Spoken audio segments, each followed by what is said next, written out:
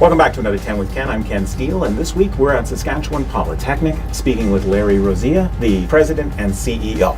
We climb back into the pilot training simulator to discuss radical shifts occurring in the labor market, rising interdisciplinarity, and how higher ed institutions can stay relevant. The way we stay leading edge and current is to be very close with industry.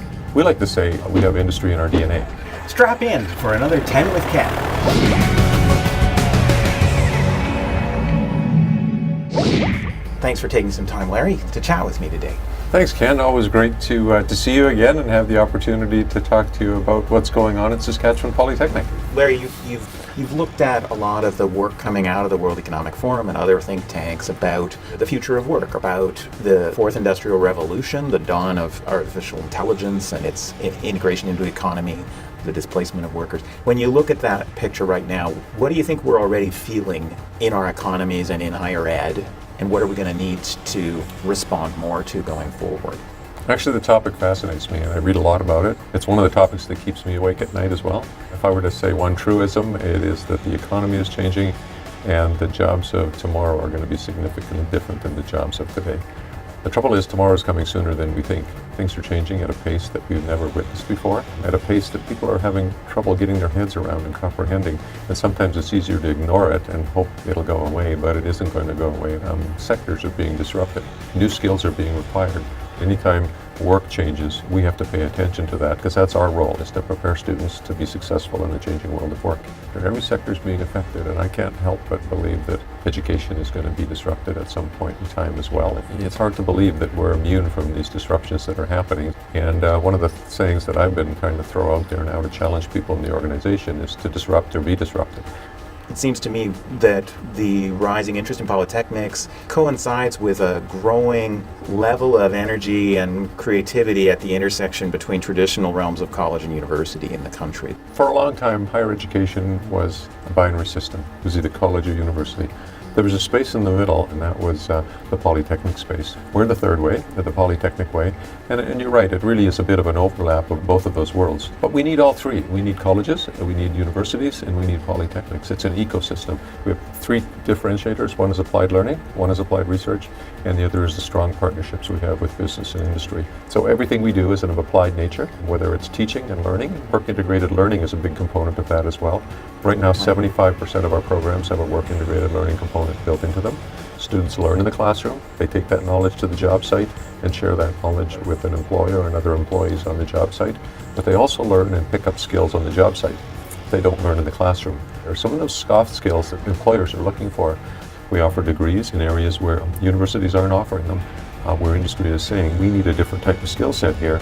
So every one of those programs have advisory committee members that meet with us regularly to look at our curriculum and make sure it is current and has the skills and competencies in it that they're looking for in our graduates when they graduate.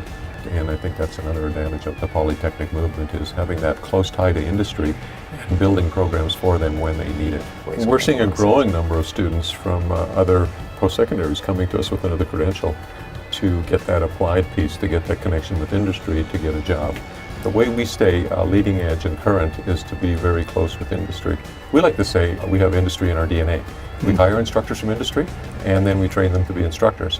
One of the things that struck me a few years ago was when Saskatchewan Polytechnic reorganized its schools around industry sectors rather than traditional disciplinary boundaries altogether. Well, that was purposeful. We wanted to align our academics with industry sectors. We were still teaching the same programs, but it was a matter of clustering those programs together, because the message we wanted to send out is that we're open for business and we want to work with you. We want to work with industry. Academia can be confusing, and if someone from the construction sector wants to connect with academia, where do they go?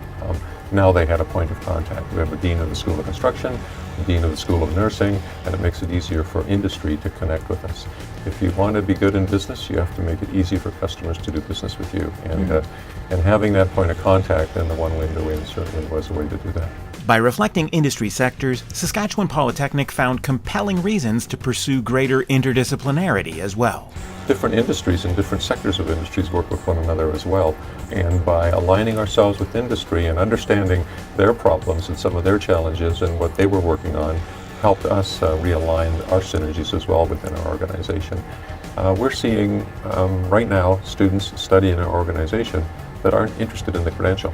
They're interested in the skill or the competency they need to either start their own company or to get the job that they're after, that they know exists out there. I firmly believe that we're offering credentials today for jobs that won't exist in the future. The analogy that makes most sense to me is playlists. You don't have to buy the whole tape anymore or the whole album to get the song you want. I believe they're going to create their own learning playlist of skills and competencies that they want to learn in the future. And tell you a little story. I have a student up in Prince Albert. He said, well, there's a rare material found on asteroids. They'll be mining it in space, and we want to create a law practice for who owns the asteroid, who owns the material on it, and that doesn't exist right now. We want to be first in that space.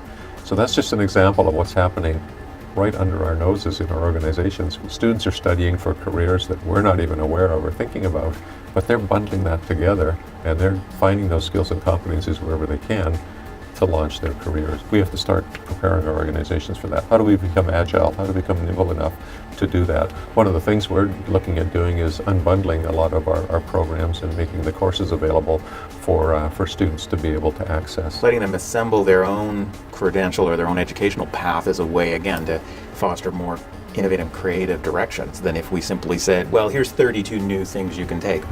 Students can create an infinite number of new combinations if they're given that ability to combine more modular offerings in their own way. I think so.